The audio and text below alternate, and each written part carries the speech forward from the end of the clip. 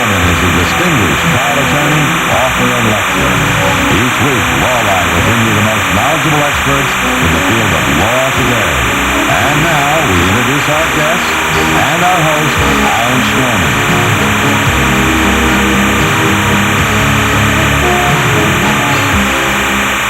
Welcome to Lawline. It hardly seems a week goes by without hearing or reading about an HMO horror story. Have HMOs strayed from their original goal of bringing affordable quality health insurance by reducing costs, or are they getting a raw deal in the press from disgruntled doctors whose salaries have been drastically cut? Our guests are Pam Jarvis, Vice President and General Counsel of NowCare, subsidiary of New York Health Insurance, and Dr. Harry Wackman, a medical malpractice attorney who is also a physician. Hello, Ms. Jarvis and Dr. Wackman. Okay, tell me, how has healthcare changed today's day and age than it used to be? There is none. I believe that the biggest public health danger in the 20th century is right now with these managed frauds, and I cannot use the word managed, quote-unquote, care together, as well as for-profit hospitals. I believe that the American people are at great danger and great risk for their lives and the future of medicine being destroyed. I really believe that we need to do something now to see to it that we put these managed frauds and these hospitals for profit out of business, and I intend to do it. Ms. Jarvis, you represent an HMO, a subsidiary of New York Life. I am General Counsel of an HMO, and in response to your question, I would say that over the last 20 years or so, what has happened is a shift from traditional fee-for-service medicine towards managed care, a shift which has been necessitated by healthcare costs that were otherwise spiraling out of control, double-digit healthcare inflation. I think $1,000 of the price of every American car was going to pay the cost of health benefits, because fundamentally, with fee-for-service medicine, you have a situation where the consumers of the healthcare are not paying for it, and they have no incentive to restrain the costs in any way. Ms. Jarvis, however, what we just heard from Dr. Waxman is that he feels the HMOs are perpetrating a fraud upon the consumer. How do you feel about that? I think that's absolutely untrue. There are lots of things that people don't like about managed care. There are lots of things that people do like about managed care. But how a fraud is being perpetrated is really beyond me. Managed care fundamentally, and I'm not saying the system is perfect by any means, but managed care is a mechanism for bringing a market force, a buying power force into the medical marketplace so that costs just don't go This is absolute fraud. They have schemes. There's one scheme after another to defraud the American people. We intend to expose them in the U.S. Senate by having hearings, and it's going to happen very soon to now. Now, give us an example. You're making tremendous charges. Give us examples of what we're talking about. Team approach and disease management are two of the ways they handle these things. What's team approach and disease management? Team approach is no doctors. They want to get doctors out of the mix. They don't have any doctors. They have people with no training, without experience, who are quote-unquote taking care of these people. Then they have disease management as well. That's different than team approach. Team approach and disease management are two things. One of them has one physician for 800 patients. That's what you get. You get one physician for 800 patients. If that's not fraud, I don't know what is. Obviously, that physician can care for no one.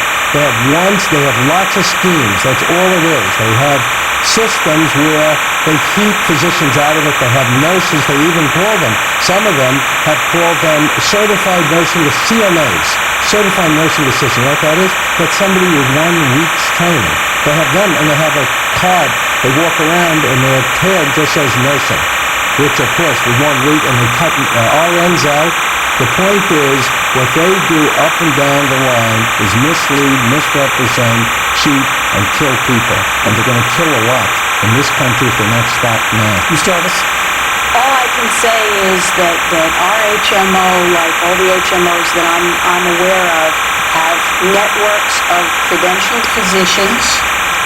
A member picks a primary care physician, depending on the kind of plan they're in. Some don't pick a primary care physician, some don't. But The point is that they go to see doctors. They can be referred to specialists. They go to hospitals.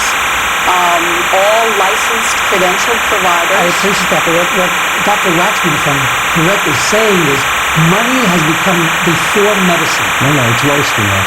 If it was money before medicine, well, look, people are entitled to make money. We live in America. But not when you rip it off like they do. What they're doing is things like limited time with patients. For example, 20 minutes the first visit, 10 minutes thereafter. If you blow it the first time, which you don't have enough time, you certainly will blow it the second time. You spend bad time after. And therefore, the diagnosis will not be made. Treatments are also limited. And the ways people are allowed to go into hospitals, they limit that too. I'd like to go back for just a moment to what you were saying about teen care and also about disease management. The kinds of teen care programs that are going on now involve, for example, with the elderly, a physician, a nurse practitioner, a social worker who can help that older person deal with problems that maybe are not medical problems in the strictest sense of the word, but connecting them up with social services. These are not people being shunted off to They absolutely are. If you don't know, then you don't realize they have one physician for 800 patients, or they have team approach with no physicians. And they have these systems in place. They also have limited time. They also have schemes to keep them out of hospitals. They also have hospitalists. Did you see the article in the Wall Street Journal about hospitalists? These are people put up by the HMOs who are physicians who work in the hospital. A physician who works in the office can only work in the office and has the limited time I told you. Then the ones that are hospitalists have one job in there, to get the patient out. Not to treat them and get them out, but just to get them out. And they do that all over this country, including here in New York, including your HMO. I don't know what HMO Dr. Waxman is talking about. He said including yours, New York Life subsidiary. For one thing, we don't employ doctors. Our doctors are independent contractors. Okay, we don't say to them, you can only spend X minutes with a patient. The time they spend with a patient, that's their decision. That's their professional judgment. They get paid limited amounts to do it. They're cut for pieces. I'm not looking to protect physicians' income, but I believe that people, in order to do a good job and to attract other people in, have to get paid. That's America. Mr. Jarvis, now, from what I understand from my own HMO, I have to first go to a primary care physician, which we call a gatekeeper. And that gatekeeper then will refer me to a specialist if it's required. I'm told it's reported in the press that the gatekeeper has a financial interest in not forwarding me to a specialist. Is that true or false? I think there was a period of time when what HMOs would do is they would take groups of primary care physicians, large groups, and in effect pool the experience and have a certain amount of money called a withhold that would then be distributed at year end. Year end. They got 70-30. They cut them to pieces, give them 70%, hold back the 30% of the limited amount. If I may finish. If I may finish. And that money, which was not very much money in any event, was distributed at year end. I believe for us and for other HMOs that I'm aware of, that's pretty much been phased out. Is that true? No. What they've done is they do that. They continue to do that all over this country on that situation. That's only one limited one. What they do also is pay them not to refer. There's something wrong with that right there. There's inherent a conflict of interest with paying the physician not to refer. They do not want specialists. Specialists are something, a dirty word to them, because they have to pay them. They want to have somebody with least training, least time, cost them nothing. What they is not cost, because it's rip-off. What they do is keep the money. They figure that the monies that come in is theirs. It's not the patient's or for the healthcare provider or like insurance. It's theirs. And therefore, anything they pay out is out of their pockets, and that's why it's a rip-off system. And there's a inherent conflict if ever you give money to someone to not to refer. Mr. Jarvis, go ahead. It is simply not true that physicians are being paid not to refer. patients. The fact is that most of each dollar that gets paid to any health benefit plan, whether it's managed care or not managed care, gets paid to medical providers, physicians, hospitals, and so on. Then there's a certain amount that has to be spent on administration of these plans. Claims have to get paid. Physicians have to be credentialed. Absolutely, they have no mission, zero mission for research. Forget research, everybody die. There's also no mission for training. God forbid you should have someone in training or have training. There's no mission to treat the poor. The point is, it's an entire system to defraud the American people and all these nice things that they have to administrate. That's where the money goes. The executive who does nothing except deny care. That's their job. They do nothing to provide. They deny all over the place and therefore destroy people. Dr. Watson, what happens if I go to my primary care physician, the gatekeeper, and I have a pain over here and I should be referred to a specialist, and for whatever reason the gatekeeper feels that he or she does not want to refer to me, or it's not within the schematic to refer for that particular specialty. And because I don't go to the specialist, it gets worse, and I have to have an operation that I may not have had if I was referred to that doctor originally. Is there any cause of action against the HMO? No, you cannot sue because of ERISA. I'm working with the Department of Labor in Washington, all the solicitors, in fact, and I've met with them all the way up next to the Secretary, and meeting with the Secretary probably in the next couple of weeks. And the point is, this is a common scheme. What they do is hide under the rock of ERISA.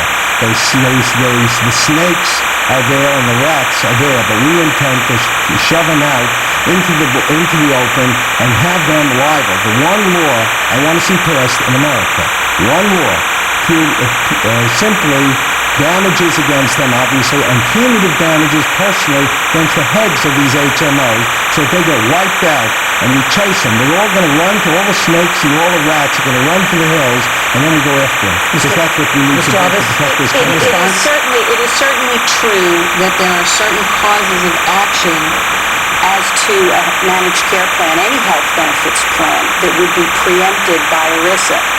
But that's not to say, first of all, you can bring a claim under ERISA for the services that you were denied. You can bring a claim against the physician. Worse than that, you're going to die because they delayed it long enough or you had cancer and you didn't get treated. That's the problem. Not that you're going to have an operation, not an operation. You have cancer that's untreated, that went when they could have treated it, you could have lived, but now you're going to die. That's the difference. You have a claim against a physician. The physician has a professional responsibility to make a medical judgment, and if the physician thinks that you should see a different doctor, he should tell you that, even if the plan doesn't cover it. We have to take a break right now, but right after the break we'll discuss if you're sick and what you think the state of healthcare is today. The plan doesn't cover it. That's the You heard it here. You're watching Lawline and Knowledge. Norman host. Stay with us.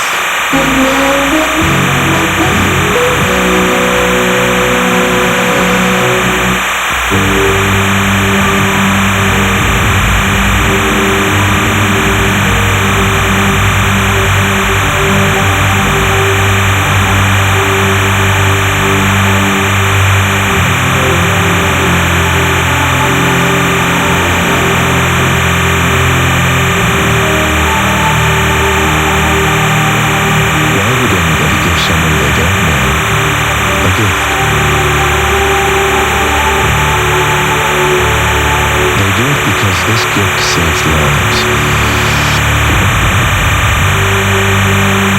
And the need for it is desperate. We need over 20,000 people to give this precious gift every day. Please give blood. There's a life to be saved right now. Call the American Red Cross at 1-800-GIVE-LIFE. Thousands of women will lose a child to AIDS simply because they didn't get an HIV test when they were pregnant. You see, there's now a treatment that can help stop the spread of HIV from mother to baby, which gives children of HIV-infected mothers something they never had before. A chance. If you're pregnant, please get an HIV test.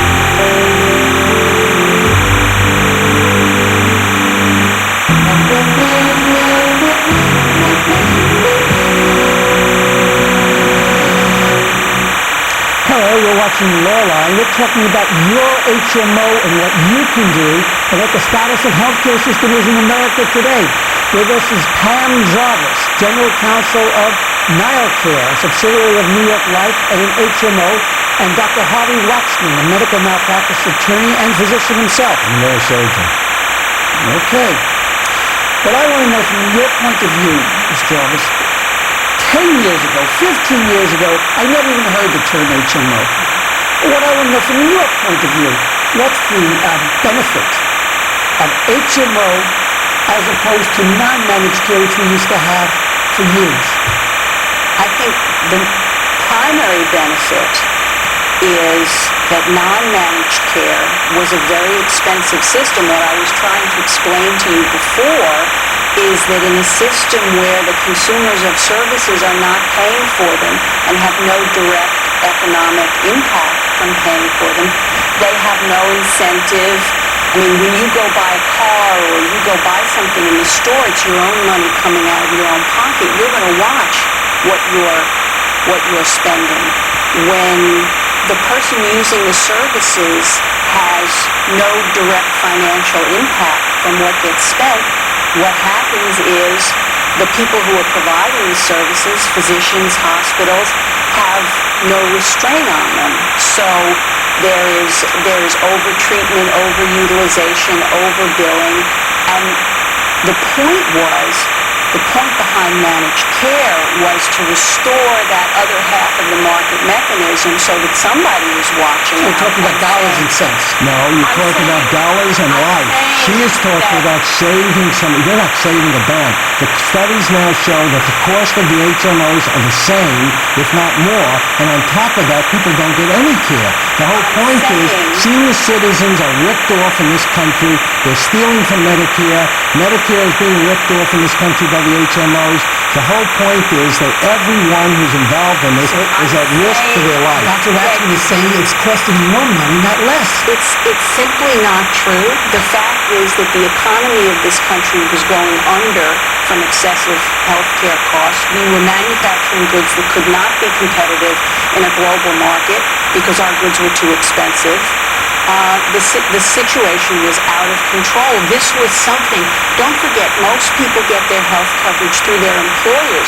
These were, big businesses, small businesses all over Let me tell you. America who could no longer tell you. afford to provide coverage. Let me tell So you. there were more people who didn't have coverage. Yeah. What managed care does is it brings efficiency to the everybody has system. Efficiency, my foot. It's not everybody, but it's more people than did have coverage. This has nothing to And- do with putting coverage. This has to do with no care. The point is, what they do is misrepresent, lie to the American people, and have in the past. And employers, in fact, Department of Labor in Washington, solicitors wanted to go after the employers as well as the HMOs. I talked them out of it. I told them, look, the employers, of course, are going to buy whatever's cheap. What they perceive is less money for them. They're not in a position to do anything else. The managed frauds tell them, I'm giving you something, it's less, and therefore it's wonderful. They don't see what they're getting, which is nothing. And the point is that the managed frauds have to be stopped in this country. The only way you're going to stop them is make them liable. If they're so wonderful, Liable they do- for? liable for personally and for punitive damages for injuring and killing people. They're not liable now. and the For point is- negligently treating. no, intentionally. It's not negligence, intentional tort. That's why there should be punitive damages. What they're doing is intentionally denying care. That's their Are you job. saying they're acting reckless? They're worse than that. The gatekeepers are, how can I rip off? It's one thing to be reckless. This is intent. This is not reckless. This is not just carelessly doing something. Depraved indifference? It is worse than that. This is not depraved indifference. Let's hear from the Wait a minute, HMO. wait a minute. You just asked me that depraved indifference. Not depraved indifference. It's intentionally doing it to rip off the country and put the monies in their pocket. Ms. Jarvis? We don't employ physicians. We don't own hospitals. That's the subsidiary of New York Life. This is true of most HMOs, most they managed care do in not this country. employ- everybody's an independent contractor. There are some managed care plans, which are called staff model. And what that means, Kaiser would be probably that's the most minority. well-known. That's the minority. Majority, everybody's an independent They are contractor. independent contractors. So if the quality of the care, and we're involved in the credentialing, and we keep an eye on that, and so on and so forth, but the one-on-one decision, patient-physician treatment relationship. What about capitation? Aren't you involved with capitation? Capitation is a way to avoid treating anybody. What you do is you give them, they don't treat sick people. Sick people don't get treated, only those that are well. And the whole point of physicians is the opposite. What they do is pay them a certain amount to the physician, and therefore to take care of a certain number of people, or one person or 10 people, whatever the numbers are. And therefore, they pay them limited amounts, and thus they want to avoid anyone who's sick. That's the whole point. And therefore, what they do by doing this capitation is avoid anyone who's sick getting treated. Help me with this. I don't understand. And I can try to explain. Explain it to me, please. Capitation, which is used in some circumstances in managed care, is a system where it typically occurs with primary care physicians. If you are signed up with a particular primary care physician, he gets X dollars per month for keeping you healthy. Whether you come in every month, every week, not at all, he gets the same amount of money. And it's on a per member, per month basis. Yeah, but what I'm hearing from Dr. Waxman is that the primary care physician is receiving all types of incentives not to perpetuate the treatment that may be required. I don't think that's true at all. The primary care physician... I'm just saying, is that what you're saying? That's not what I'm saying. That's the truth. And that's what's going on in this country. Treats what the primary care physician can treat himself. He refers to a specialist. That doesn't come out of his capitation if he sends a patient to a specialist. Let me ask you, what percentage of the public today is treated under HMOs, and what percentage is not treated under HMOs? Is there any statistics? Is it... and I should Because again, this is something that's new. Very high percentage. I should know the It's probably 80% now. 70 to 80% in this country under HMOs. Half of... Because Probably HMOs... half the insured population is in managed care. That's of some millions. kind. But managed care is more than HMOs. A lot of, probably out of that 50%, probably half is in what are called PPO plans. That's what that really is that's an indemnity plan, a traditional indemnity health plan with a network of physicians, and you can either choose to go to a physician in that network, in which case maybe you pay 10% instead of 20%, or you can choose any doctor in the world and you would pay 20%. A great many HMO plans, by the way, are now what they call point-of-service plans, where again, you can choose to stay within the HMO network at less out-of-pocket cost to you, or go to any doctor and have your usual 80-20 or 70-30. Dr. Waxman, I know there are many physicians who are very unhappy with managed care, very unhappy with HMOs. What's their position? Well, they realize it's managed fraud, because it is what they do. And I'm not a physician who earns, I'm not a person who earns my living by virtue of charging an insurance company for taking care of patients. I don't do that. But the point You're a malpractice attorney. I do that. We have the largest firm in America suing doctors and hospitals. But what I'm doing now is spending 5% of my time in my office, 2.5% for suing. I'm a trustee and chairman of the Health Science and Hospital Committee, and thus have 3 medical schools and 4 hospitals under me. It's the State University of New York. Plus the 64 campuses that we also oversee. And then I spend 2.5% for the American Board of Professional Liability Attorneys, where I'm the president. And with these So tell me what the doctors think of this managed care. What they think, obviously, the truth. And the truth is, it's all fraud. The whole thing is a scheme. How can they defraud people? And they realize... A scheme to do what? What's the achievement? They keep all the money. That's the scheme. Are you talking to now that it's called matter? It's almost like you're telling me that Healthcare has come out of the doctor's office, out of the hospitals, and onto Wall Street? No, not onto Wall Street, into the pockets of the executives of the HMOs and the people who are the owners of the HMO. There's some that goes to these stockholders. However, most of the money and most of the lot of the stock is owned by just a few people who own the company. That's where it comes from. We are so heavily regulated, both on the state level and the federal level. What we can say, what we have to cover, what kind of documents. If we give a policy, a health policy to a member, every word in that document, everything we say about what we cover and what we don't cover, Dr. Watson, is reviewed and approved by regulators. Not true. Person sitting in their living room right now, and they're not happy with what's happening with their primary care physician, with their being referred to specialists. What regrets do they have? What can they do? That's the problem. They don't have any. You cannot sue the managed frauds. Can I say something? Please, address the issue. Thank you. And so they cannot sue the managed frauds. They can't do anything. They're stuck. And what they do, and especially senior citizens, now the managed frauds say 75% of patients are happy. They're happy. 80% of patients are not sick. Therefore, that always happens that people are happy. It's the 20% that are sick that are in trouble, and they're the ones that are dying and getting no care, and the young people, children who are in that position as well, are getting no care, and that's the problem in this country. Mr. Jarvis, what's your advice to the same person sitting in the living room? If someone has a problem with their managed care plan, they should raise it with their physician. They should raise it with the primary care physician. They should. But he's the one they may have a problem with. Then they should talk. I'm saying that I think people in general, they should be communicating with their doctors. They should be communicating. I feel the doctor is wrong. What can I do now? Then you go to the health plan.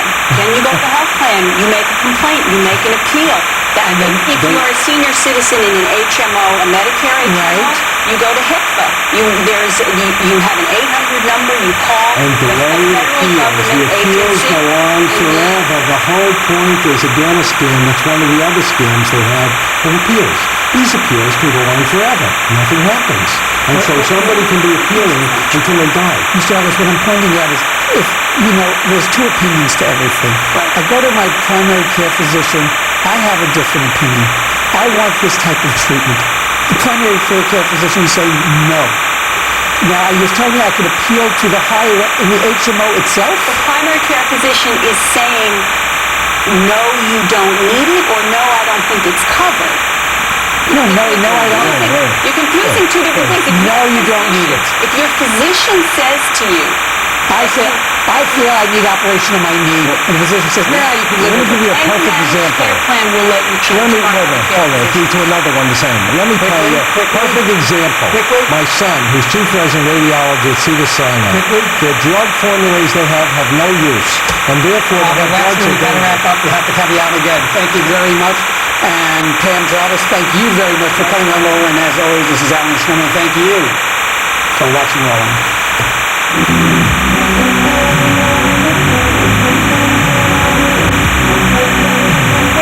You have been watching Law Line with your host, New York trial attorney Alan Schneeman. Mr. Schneeman will be back with you next week at the same time. If you have any questions about this week's program, please write to Law Line, 63 Wall Street, New York, 10005, or call area code 212-432-9111.